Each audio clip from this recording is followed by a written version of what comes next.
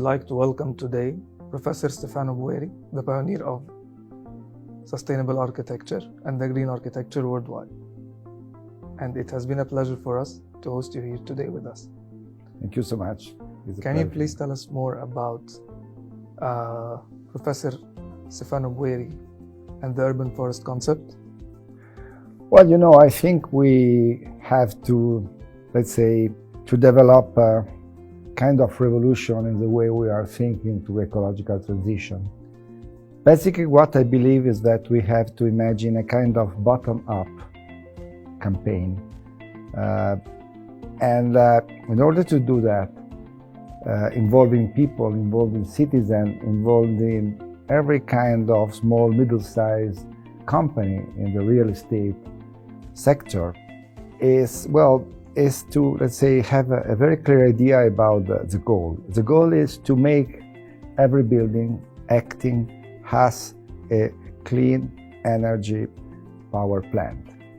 That means that every building could and should be in condition to absorb the clean energy that comes from the sun, to use it, to, act in order to have a very, correct water management, and at the same time to be in condition to have a relation with living nature, with plants, with trees, with shrubs, that can allow it to, to protect it from the heat, to absorb CO2 and produce oxygen, to absorb the dust of urban pollution.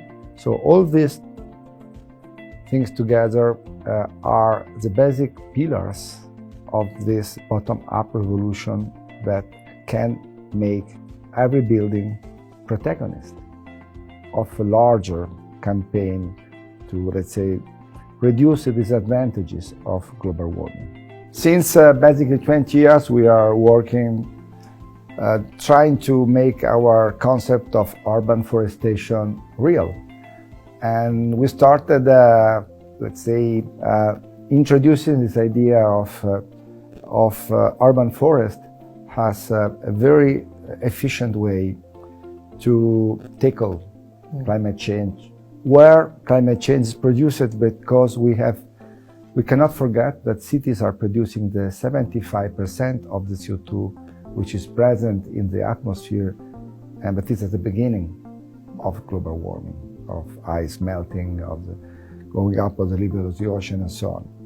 So the multiplication and implementation of green surfaces in our cities is the most efficient, is the less expensive, and is the most inclusive way to deal with climate change, because we are, fighting the enemy in its field. And that's why we started 20 years ago promoting urban forestation, first in Italy, then in other countries. And after some years, we also were in condition to realize what probably is today the manifesto of urban forestation over the world, which is a Bosco Verticale, these 2 towers in Milano that host 21,000 plants. More specific, 800 trees, 4,500 shrubs, and 15,000 plants of different species with a very high degree of biodiversity, because we have more than 100 different species in these two towers. Yeah, that's a huge number of plants. And then, for sure, we were not simply satisfied by the construction of the vertical forest. We are now involved in many different parts of the world, trying to improve the vertical forest prototype that we have realized in Milano. It was like an experiment. So we have learned a lot from studying the advantages and disadvantages of that first experiment. And we are now, involved in more than 25 different vertical forest construction or realized in different parts of the world. What makes all these examples interesting is that every time we start considering the climate condition, that you have in each specific place. Then after that, we start to select the species of plants more adaptable to that specific climate condition. And only after these two steps, we start to have an idea of the architectural composition of the facade, because we always consider the, let's say, the needs of the plants in terms of space. And the void that we realize between one balcony and the other, between one lodge and the other, is strictly related with the evolution trajectory of every specific species of plant. That's why botany is part of our skill. And well, I've learned a lot studying botany. In your opinion, does architecture really can make these planets better in the form of sustainability? Yes, I think it's not only up to architects or urban planners, it's more up to politicians to change cities. But we can be supportive, we can help a lot. Basically, what we could do is to help to produce a vision on the future, and this is what we try to do. For instance, I'm now working on Roma, and we are working with a lab with the idea to produce a vision for Roma 2030 and 2050. That's our two, let's say, today's that are related with what will happen in all of Europe about ecological transition. At the same time, we have to put together these visions with some, let's say, immediate actions, something that we have to do now. And from that point of view, I think we have to work on mobility.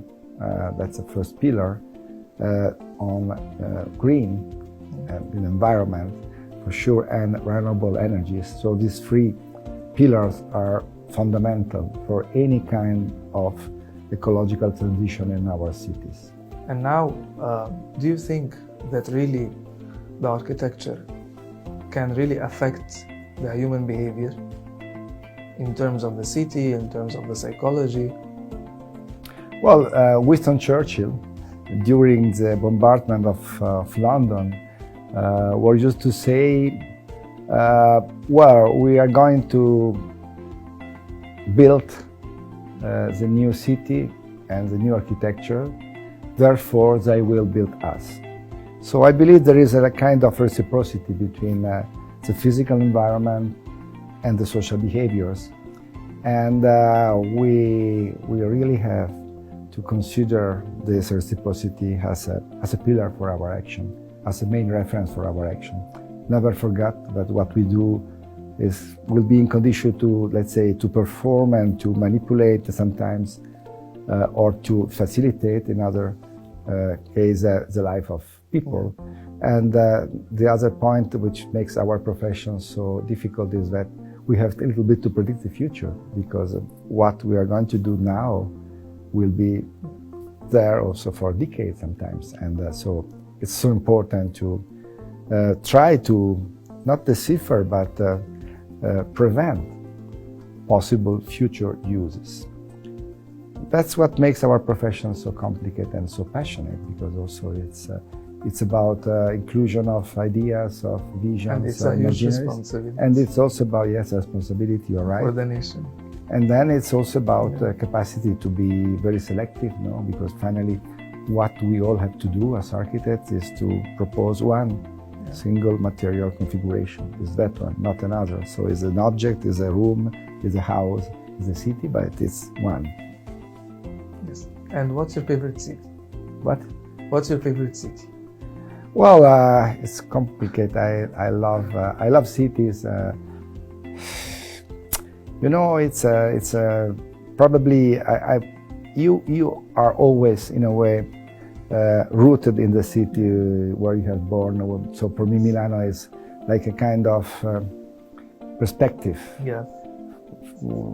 from which I see the other cities. So it's a continuous comparison between the place that I have in my memory, in my intimate memories, and what I see every day when I'm in Cairo or when I was in Madrid, or when I'm in Sao Paulo, or when I'm in Beijing. So it's a continuous comparison, implicit comparison. So I understand. Sometimes I understand that I always try to compare what I see with the geography that stands inside me, which is related with Milano. Milano is my, but I love cities. So, for instance, I love Cairo. Cairo, the intensity, the density of Cairo, the capacity of Cairo to act as a palimpsest of different periods of the era that only few other big metropolitan environments have in the world. I think Roma or maybe Istanbul and few others. Well, this amazing, let's say, quality is something that I love. So can you explain what is sustainability and why it's important nowadays? Well, sustainability means many things. Means basically that we have to act in different fields all together immediately. So it's about diet, the diet that we have to remodulate. It's about mobility, so the switch to electricity, for instance, or to use of hydrogen battery. It has to do with green, with living nature. It has to do with the production of clean energy. All this together is sustainability. It has to do also with the concept of circular economy that we have to introduce in all these different fields, in all these different areas. And well, it's a concept that I don't like so much because it's a concept that it's in a certain way implicitly start from an idea of nature as something which is outside us. So in order to make our impact more sustainable, we have to reduce it. And this is right, but at the same time, I believe that we have to accept a kind of different perspective that teach us how we are part of nature. We are not simply external observer, outsider observer of nature. We are simply part of the natural sphere. And so it's not simply about sustainability, it's more about how we can imagine a kind of let's say ecological transition, which is a comprehensive movement. It's not something that we have to do alone, but it starts from the awareness to be in this planet together with other living species that have to share with us this movement. So it's so important to conceive biodiversity not simply with a quantity, a number, a list of different living species, but also a way to observe how these different living species are observing us. So still about reciprocity. And the whole world has to really work on this together. And this is the obstacle now. Yeah, I think you are totally right. So I was in Sharm, and I think, for instance, it was very important, the result of the COP in Sharm, since it was a very important statement about loss and damage. So the poor countries were successful, as countries that are, let's say, not responsible for global warming, but the victim of global warming, to ask a rich country to be supportive. And I totally agree that this result was important because it was a way also to show how we have to work together. So what are the factors that the new capital needs to be a really sustainable city and smart city? Well, I believe that when we start to imagine, to realize a new city, you have to start with, let's say, a comprehensive point of view that has to consider different pillars. One is about the production of clean energy. One is about water management. One is about natural. So the fact that you introduce green environment and permeable soils everywhere. And then one, it's about the life of people. So how to make the city a place where people like to live. So we have to imagine a city where you can reach all what you need for your life walking or using a bicycle, not necessarily using cars. You have to imagine a city where public transportation system is extremely efficient. And so all this should be considered when you start to imagine a new city. And I believe that new capital, New Cairo, so what will happen here will follow the same pillars. I remember when we have designed like new capital under the 5+ as Archplan Consulting, this was the 7 pillars, and this is what we are now acting on it to really try and preserve it. And from this we started to cooperate with like Stefano Boeri, and try to really like show this message in an action, not by just words or by just a design that we have started in the beginning. I believe that what we have done, we are doing now, for instance, in New Capital with the construction of the first of the 3 sustainable buildings is very important. So I really hope that the first one, Cuore Verde, the green heart, will demonstrate that it's possible also here to have a building which is a manifesto of, yes, of sustainability and of ecological transition, because this building is using the energy of sun thanks to the modular facade and the modular panel it has on the 4 facades and on the roof. It has a green core with plant and shrubs, and also it's using a very, very, let's say, sophisticated water management system. So what we are building in the new capital, what we are going to build in the future, it's very important for me, because in a very arid climate condition, this is, let's say, really the realization of a hope. And for us, it's an important message to the Middle East, because the Middle East has been ignoring really, let's say, sustainability, ignoring the green architecture since long time. And since it's a new capital, it's a new city, it has to follow the new trends in the world that has started earlier in Europe. And this is our goal that we would like to share with Stefano Boeri, Architetti, all time. Thank you so much. No, I think I totally agree. I hope that these 3 buildings will become good examples, yes, for the entire Middle East, yes, and the MENA region. And well, I think it's not about beauty or the aesthetic of the architecture. It's really about the necessity to change the way we are building, and I repeat this, to trust on architecture as a way to produce a kind of bottom-up revolution that help us, yes, to go toward ecological transition. In other words, to what we need for our future. Yes, and we were happy that some people started to make alike. So it means that we have done something. Yeah.